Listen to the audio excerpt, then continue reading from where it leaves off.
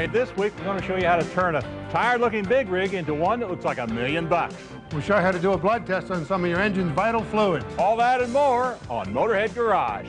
Now, oil analysis is something a lot of fleets do, a lot of independent truckers do. Why is it important? Well, it's funny you say that. A lot of guys don't do it. Some do it, but a lot of guys don't. Why it's so important is it's no different than you going to the doctor and getting your heart report back after your blood test. Truly, that's what it is. It's a blood test for your truck. So you're taking some oil out of the, sample the oil out of the engine and testing it to find out what's going on. So what we do is we simply extract the oil, put it here in the machine, dip it down, and hit the start button, and what that does is over a 15-minute period, it'll analyze all the wear metals inside that motor. And once you do that, what do you get out of it then? What you do is you get a report, and that report can either be good, it can be bad, it can be a number of different things. But you know, you talked earlier about extending drain intervals. Actually, this report tells me that this guy hasn't changed his oil in quite some time, and also he's got antifreeze in his oil.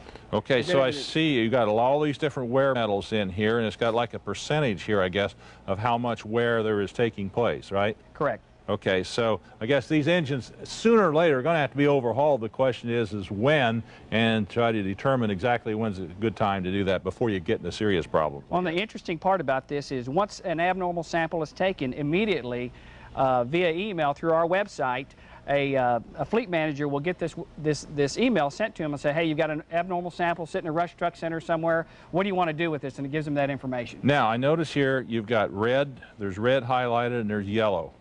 What's the red mean? The red means you got a problem today. You need to deal with that today while it's in the bay. And what's that showing us here? That's showing us we've got some potassium in, and we've also got some sodium in there along with the coolant. So we got a coolant leak in there. We got a coolant leak. All right, now show me what that can do. A coolant leak, it can be devastating. I can tell you, if you look at this cylinder here, you can see the unevenness of the rust. Yeah. And the pitting, which will eventually leave the hole right in the cylinder wall. Is this what they call cavitation? Absolutely. So that'll just gradually chip away the cylinder wall until you get a little hole poked in there, and then you get your coolant. We like to call this the silent killer. Okay. Nobody ever looks at coolant. Now, how can you eliminate that? Typically, what you do, you treat this exactly like you do a PM. This is a brand new technology that's on the market. You take the coolant sample, just like very similar that you did the oil sample. You place it in, and within 1 minute, it's going to tell you what your pH is on your coolant. And why is that important to keep that pH balanced? Well, you got to make sure that you have the correct freeze points, the correct DCA, SCA levels, and more importantly, you want to make sure that a driver's not going there and putting water in your system and contaminating it.